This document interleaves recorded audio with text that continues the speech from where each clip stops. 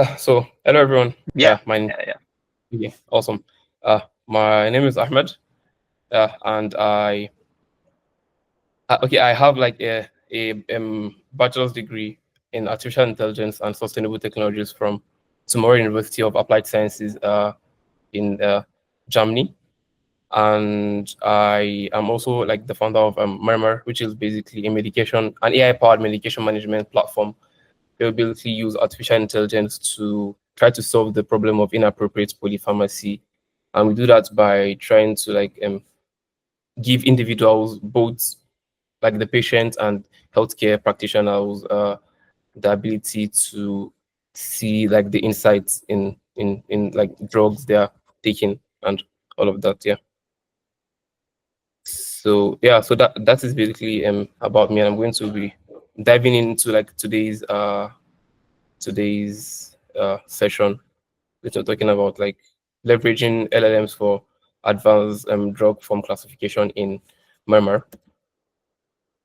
Yeah, so and just to like start, the problem is let me start by framing the problem. So polypharmacy is basically an umbrella term to describe the simultaneous use of multiple medicine by a patient for their condition. Obviously, here multiple conditions, and yeah, so polypharmacy can either be appropriate and inappropriate. So here we are currently in MARMAR or at MARMAR, we are currently focusing on like the inappropriate side of polypharmacy, and it can be defined as when the basically number, type, or timing of medications used are not basically clinically justified, which leads to adverse outcomes or failing to achieve the intended therapeutic benefits. So basically, as the numbers of like medication increases, the risk of adverse drug events basically also rises exponentially. So think about people like our spouse or parents, especially our parents, older adults, right, that are taking multiple medications. So because probably that like they're diabetic and they're also like hypertensive, and so the risk of, since they're also taking multiple medications, the risk of them having an adverse drug reaction or an adverse event also increases exponentially. And like even the WHO also has identified inappropriate polypharmacy as a significant patient safety concern, with patients often taking medications without clear clinical justifications, leading to preventable harm. So I want us to focus a little bit about the statement like preventable harm, because most of this harm that like the harms that happen are preventable, and this is what we basically want to do. We want to like prevent those harms, and like the stats also speak for itself. Like one preventable hospitalization every 2.7 minutes is caused by drug-to-drug interaction, and also like 50% of hospitalized patients receive unnecessary drug. 15% of older patients experience adverse drug events. So this is where MARMAR basically comes in. So to address this challenge, I developed MARMAR, medication alerts and risk management application for RX safety. And as I've stated earlier, an AI-powered platform that basically analyzes medication combination to identify potential interactions and provide personalized safety guidance, basically. And what you see here is basically the user interface, where user receive comprehensive analysis about like potential risk, expected side effects, and monitoring recommendations. So MARMAR aim is basically to empower both healthcare providers and patients with actionable medication safety insights. Yeah, so I'm going to move to talking about like the motivation of or the missing piece, or the motivation of why I created the data set. So while developing MARMAR, I identified like a gap in our medication analysis pipeline, basically for accurate interaction assessments, we needed to know, or we need to know not just like the medications the users are taking, but also like the dosage. Yeah, so and also the dosage. So because like for the same drug administered as tablets versus an injection can have like dramatically different interaction profile and onset times. Yeah, so basically, as you can see here, so basically ask the users 7 questions, and the first being like the medications they are taking, and then from there we send the structured data using like the Next.js API route to our model that is like deployed on Azure, and then it returns back the analysis in JSON format, and we basically display it to the users.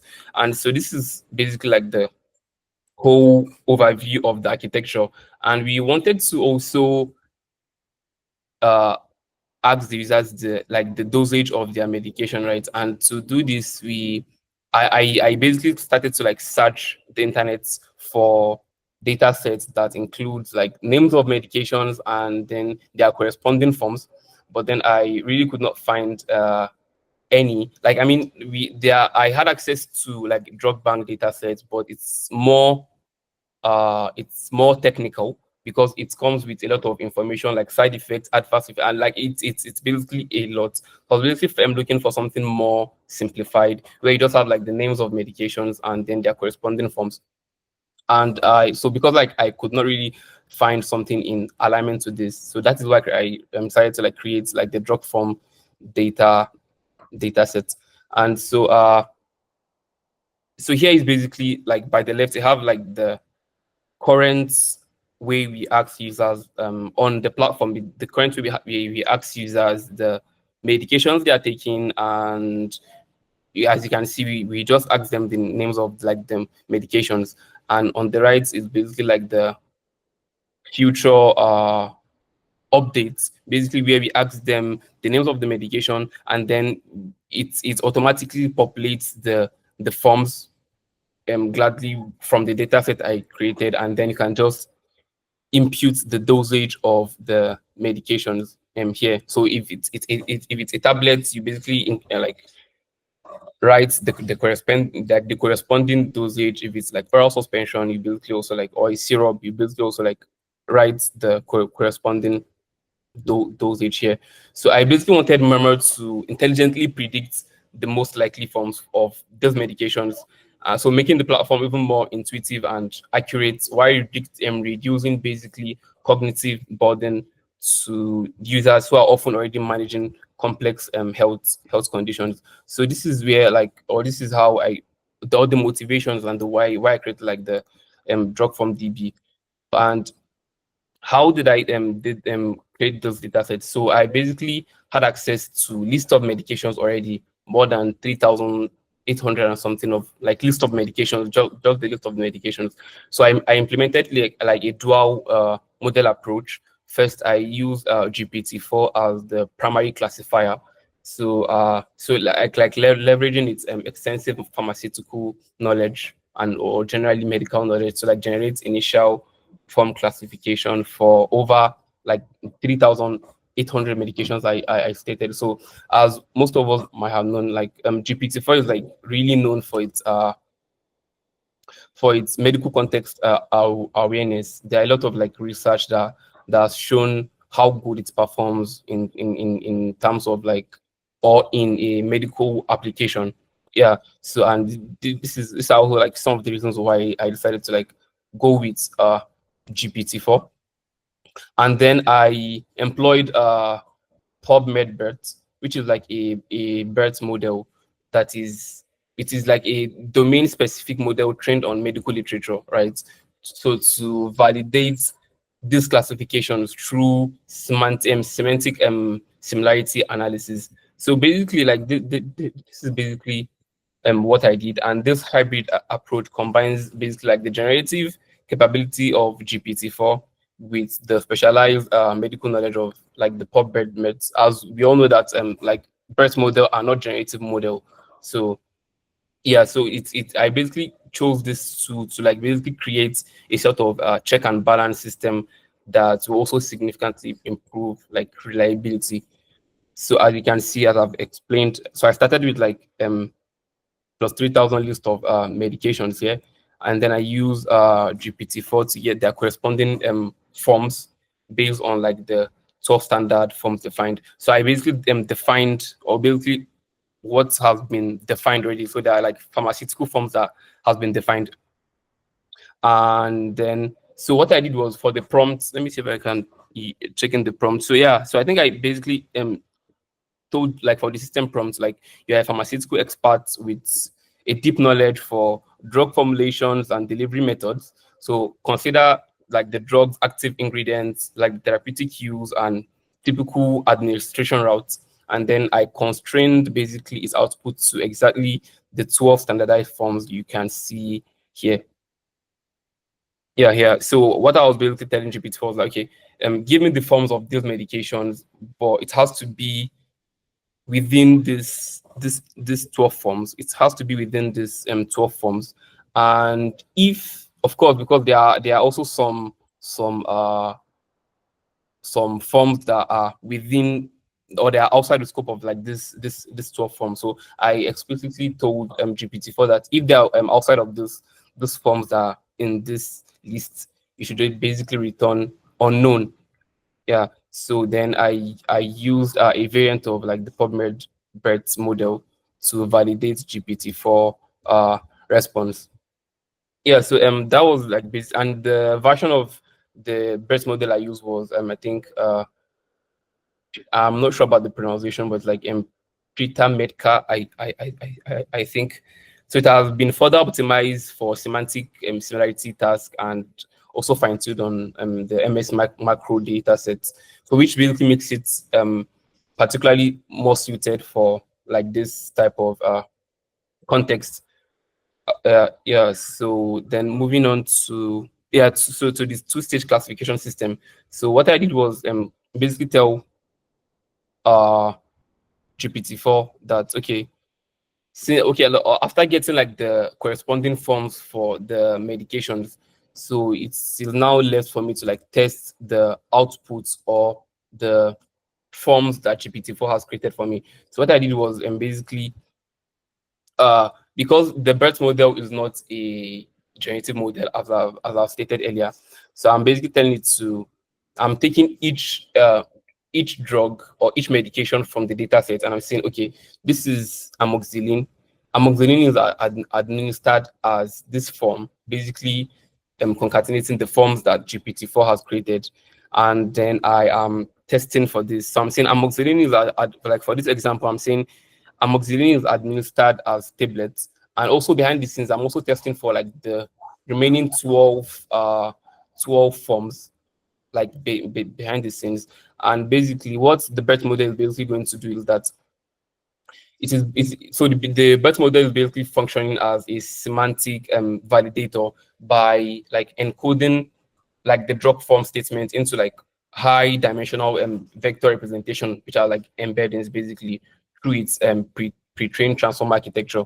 So it's basically it takes each statement, basically it converts it to like a 768 dimensional vector, and then the vector captures the semantic meaning of the drop from relationship, and then it gives me a value. It produces a score between -1 and 1, which is in practice always like from 0 to 1.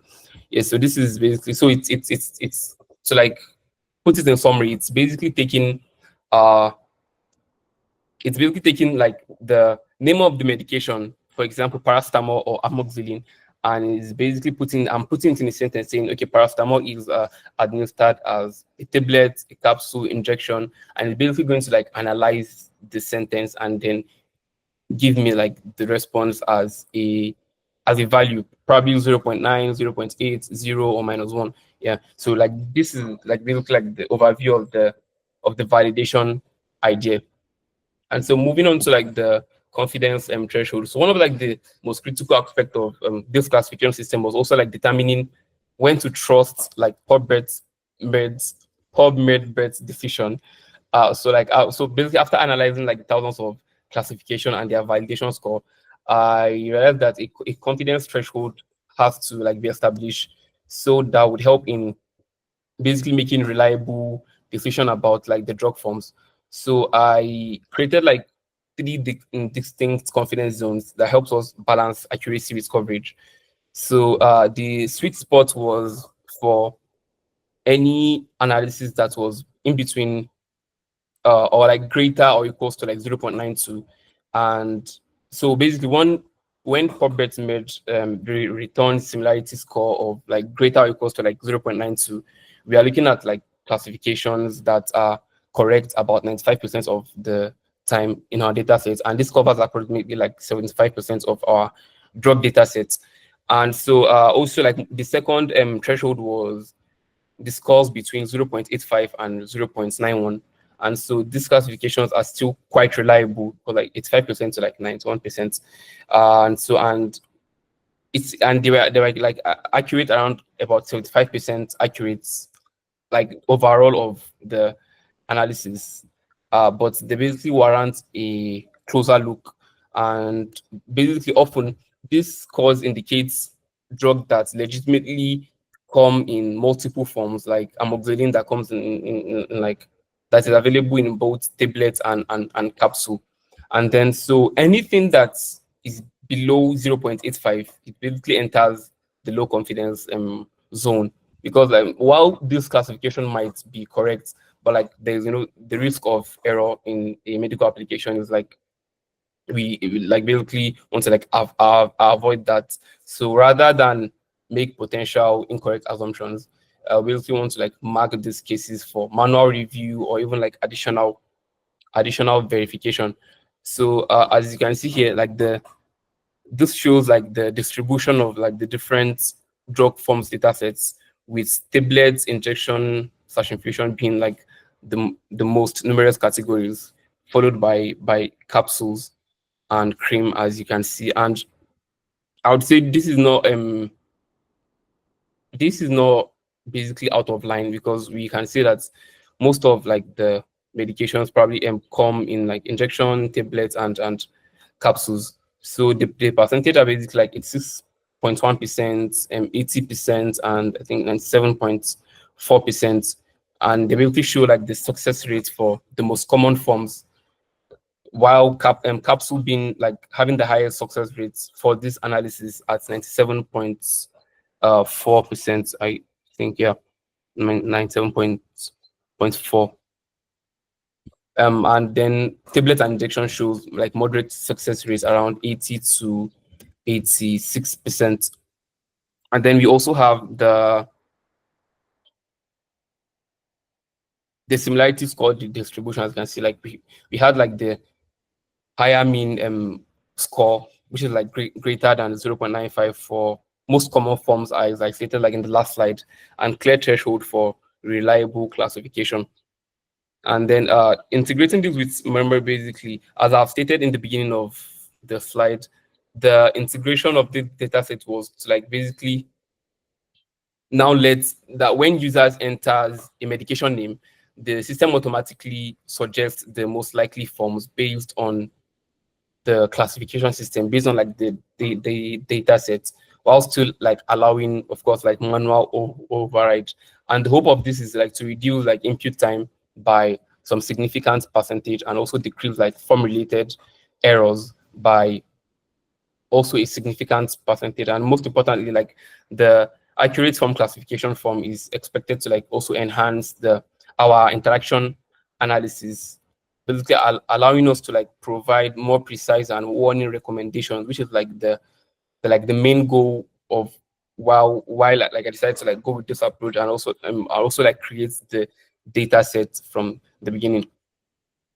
And so the impacts we hope for, so like we basically like look ahead, like the impact we hope to achieve with this is to basically aim to significantly reduce medication errors by enabling more precise interaction detection based on accurate form classification. And then secondly, I also like probably envision healthcare providers you using these data sets, or any researcher that's probably undergoing any research, as basically so you can basically search hopefully online, or because like this is basically currently on Hugging Face.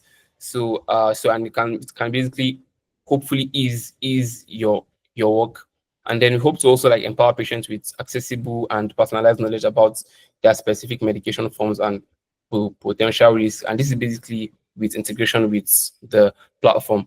And in longer term, this work could also basically establish new standard for like medication safety technologies, where AI basically AI assistants, become an integral part of medication management.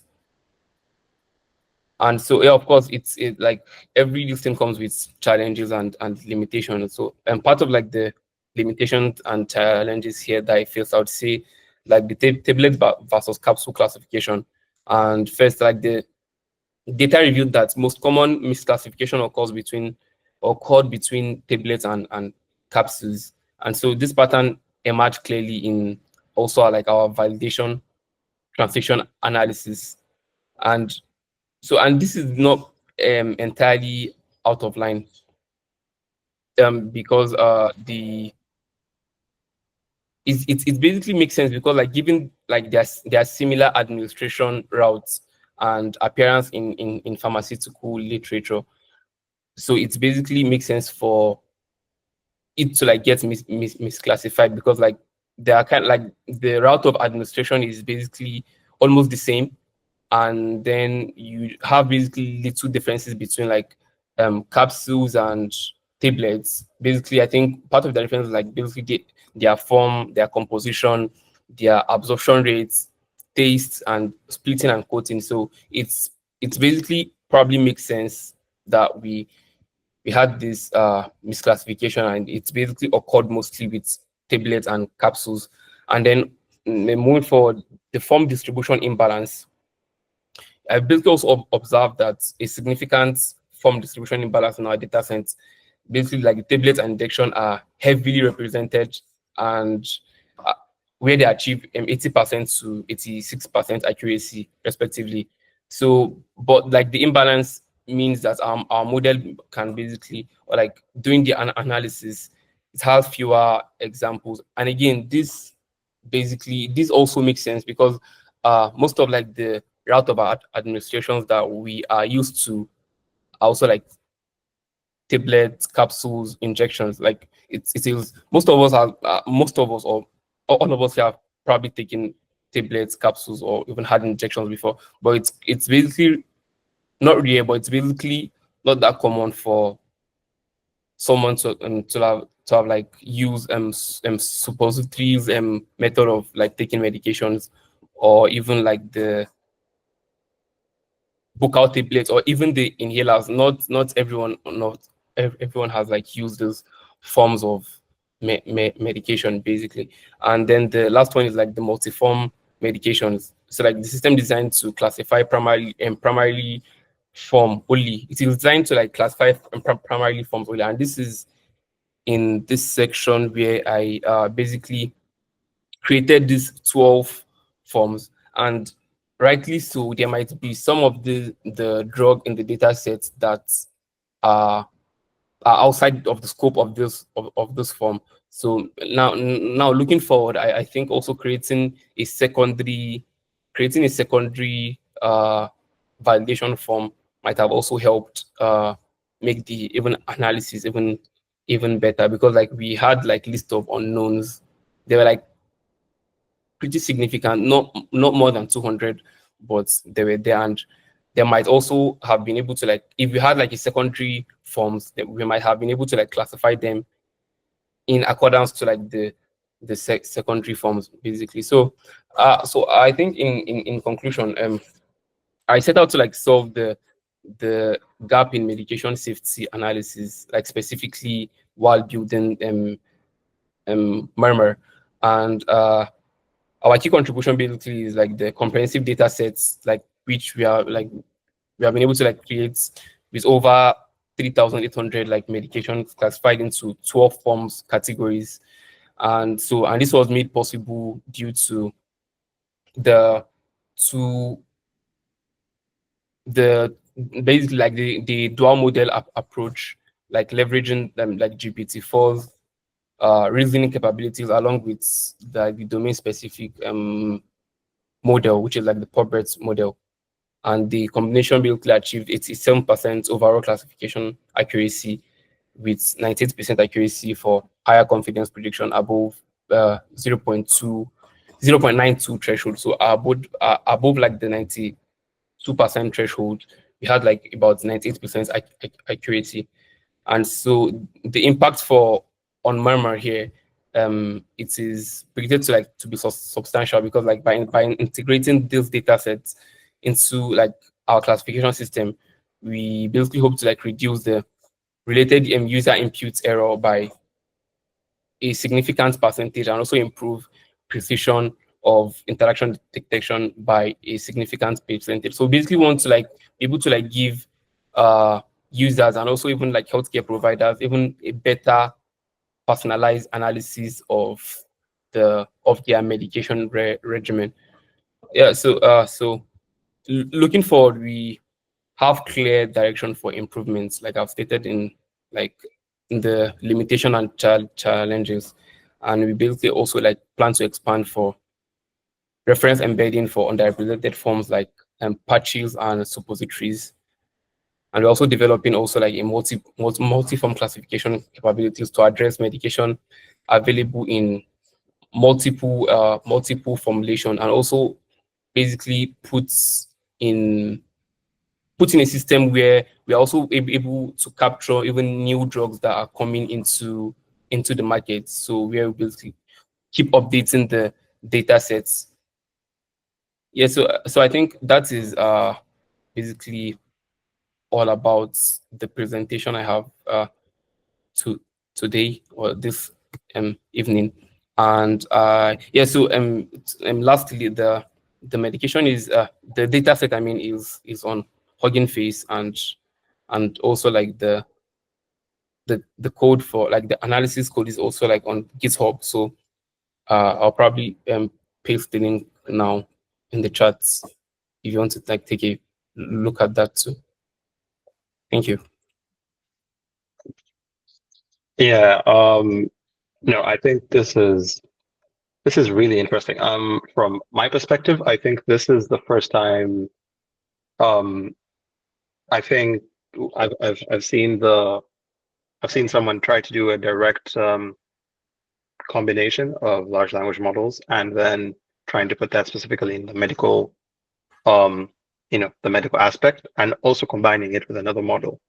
So I think that was very interesting, but I think the problem is the one which really hits home, right? We have our parents, we have elders, and they have so many medications. So this really is something that, of course, when they go to the hospital and they're asked all these questions, they probably don't know all of these medications. So I looked through the system. I just love the user interface and the fact that it gives you such an easy way to use it. But maybe just to zoom in, and anyone who has questions, you can definitely jump in. But I just wanted to jump to the way you came up with the data set. Do you think that, GPT-4 and most of these large language models are going to help us bridge a gap where we don't have so many data sets especially for things like this, right?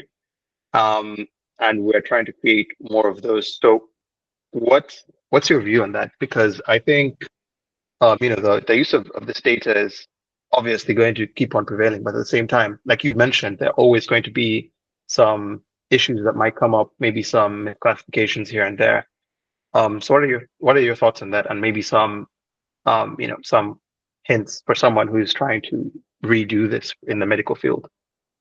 Yeah, so I definitely think like models like GPT-4 would probably help us bridge this gap, because like although like we know that most of their trained data sets are not publicly available, there are a lot of research that has been done in, okay, like even my bachelor's dissertation was also done in trying to basically so like I generated some or like a part of it generated some context and pharmaceutical data from GPT-4, and then I directly compared it to drug banks like main data sets, which I think it can be said that they probably have one of like the most comprehensive pharmaceutical data sets in the market right now.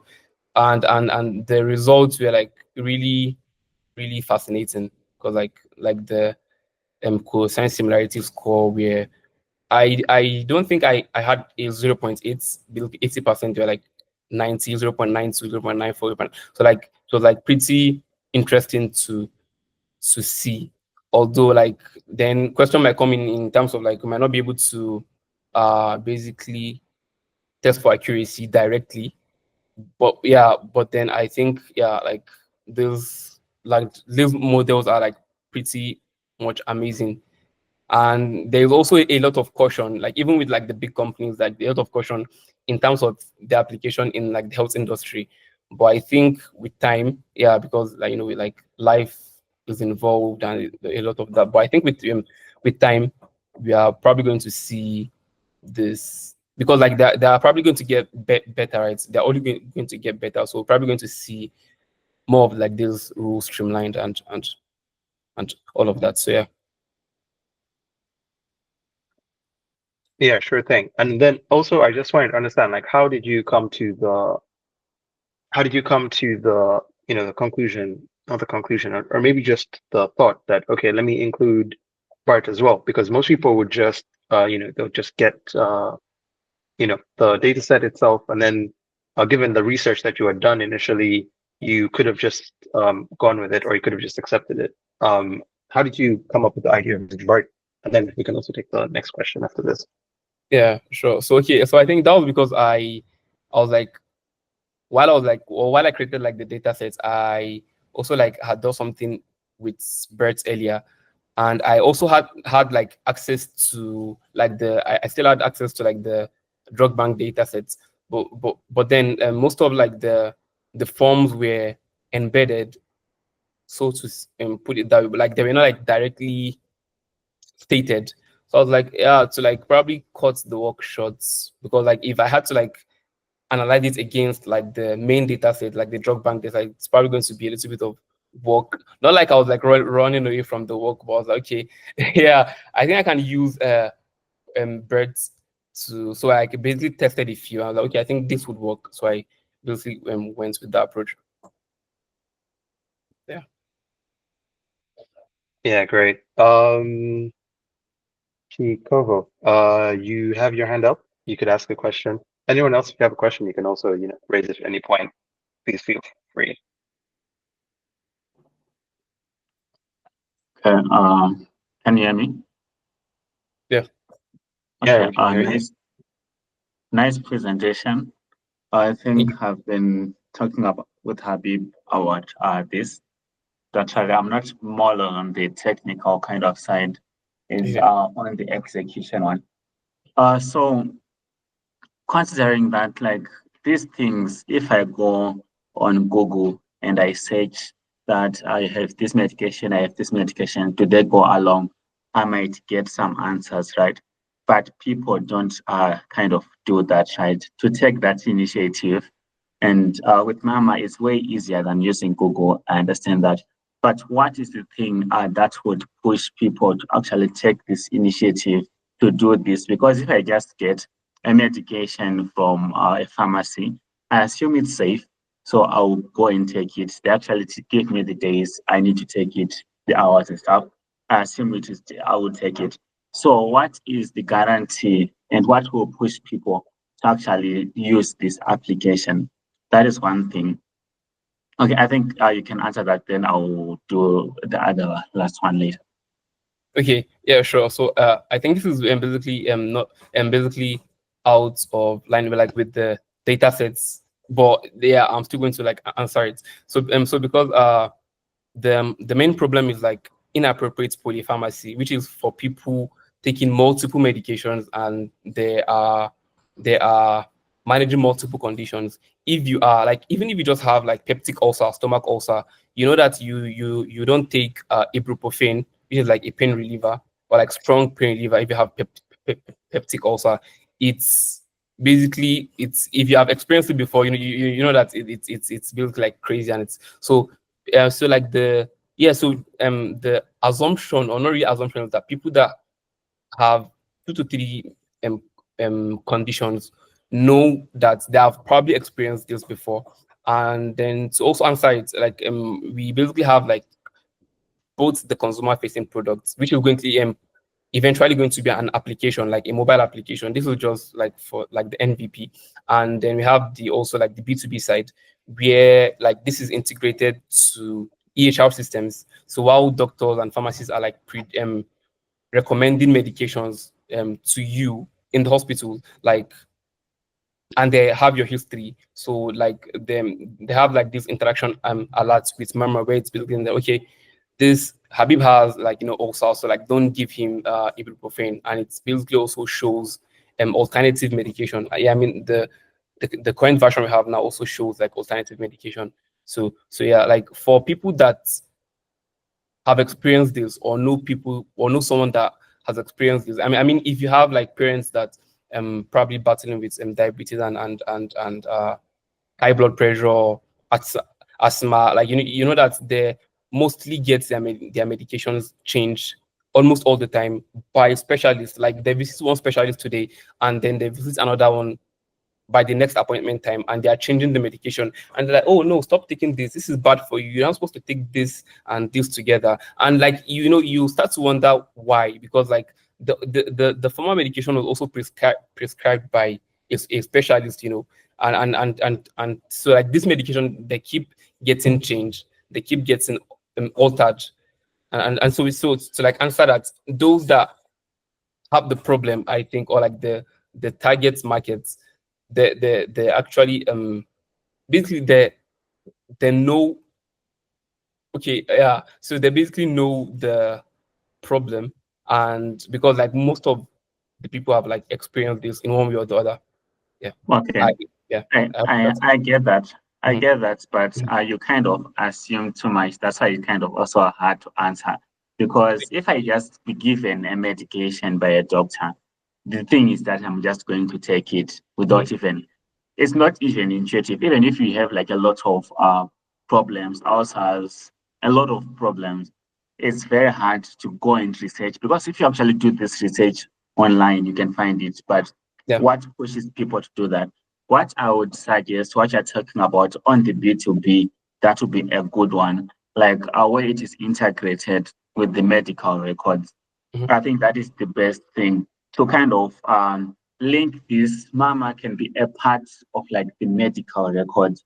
If there's like an automated, like all medical records where we know that for these past 10 years, 5 years, you've been using this medication, or last week you're given this medication.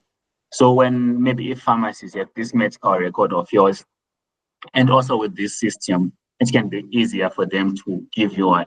Because for someone to take an initiative on their own, to be like, I was given a prescription with a qualified doctor, I now need to do research on them. Because even if you right now you're just given one medication, you start to do a lot of research, you might not think that is not actually for you, but the medical doctors, that they know that it's actually for you. Yeah. So people go, they do not have like the power to question their medication that much, and it's way very much harder.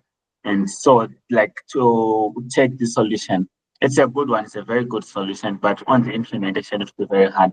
If you would say that we are creating a medical record system, right, where we give this to like a hospital, you can start with like a private entity, maybe you sell it to a hospital. Everyone who comes, they now have their medical records. After their medical records, these medical records can also be available for the pharmacies they go to and stuff. I think it's way much easier to implement this. It's very much. I've used the application. It's very like good. The results are good and everything. But what's on the application, on if someone is going to be like, I'm a doctor, I give you 3 different medication, and you start to actually research about them, like it's people don't tend to do that. That's the actual thing. So Yeah. if it's something that you might think of, I think it wouldn't be that hard. If you haven't created something like this, just link it to medical records. Then when maybe you're doing grants, you put this as the main story. That like we want to solve this, but we cannot just solve it without like kind of like medical records. It's a way many people are doing medical records, but this is another way you can bring it up to people, and it's way much easier to understand. I think that is what I have. Yeah.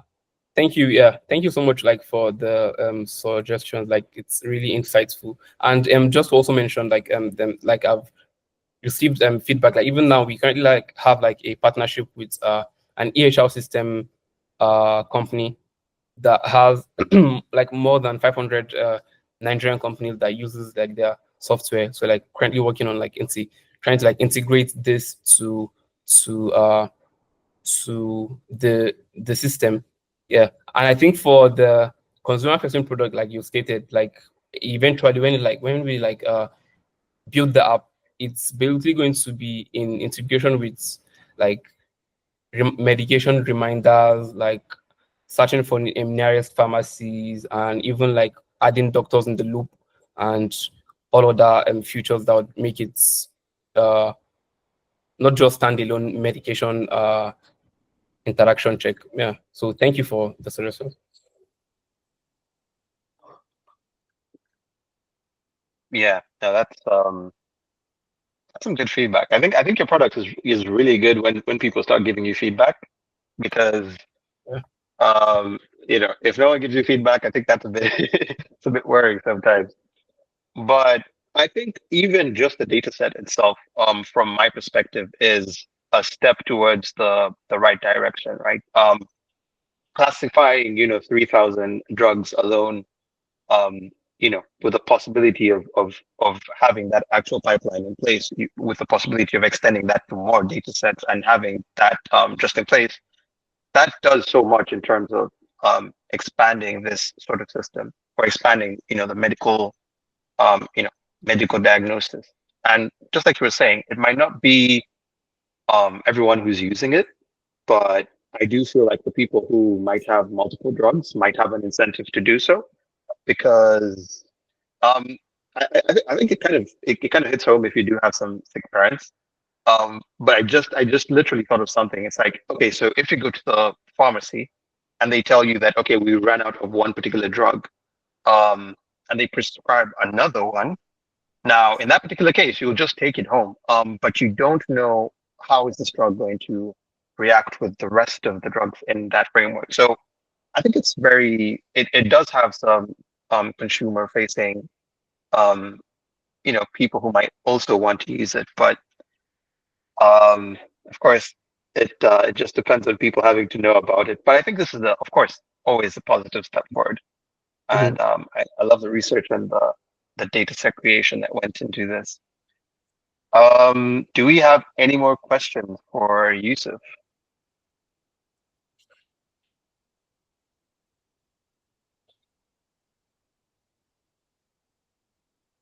Any questions?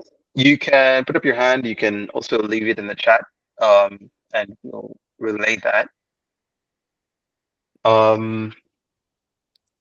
Just going to wait out a little bit. All right. So basically, thank you all for coming. Inside the Geo Africa Region Africa group, I think we're going to share some of these resources. We're going to give you the link, and we're also going to give you the Hugging Face. I don't know if that's available in the chat. We'll post that in the Region Africa group as well, for you to be able to explore this, or even be able to reach out to Yusuf. We'll be able to tag him in the Region Africa group. Oh yeah, there we go. I'll just copy that over to the actual Discord. Make sure we have that.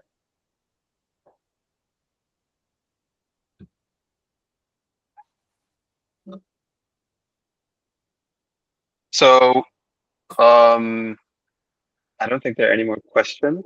I'm just going to thank you for making time. Thank you for coming through. Thank you for actually being one of the people who actually also responds to when we try as much as possible to show more people what's possible with these models these days. And I think this is just something that, especially the insights into how good these models are in creating such data sets and also recommendations, I think that's very important. And we do hope to be able to help more people get access to these systems. So with that, we're going to close this out. We will have we're going to have a poll to assess what people want to see. So guys, please let us know what you want to see. What more you want to see? Do you want to see walkthroughs? So for example, for this session, you have wanted Yusuf to give you like a walkthrough of like the GPT steps, or something like that. So we're going to put a poll and we're going to let you guys choose. You guys can let us know and we'll try to make that happen as much as possible, me and Steven. And so, yeah, Steven, do you have anything that you'd want to say? Not really, just to say that the work is impressive and thank you. We always keep in touch with him. All right, then. Thank you all for coming. Have a good day and till the next meeting. Thank you. Bye.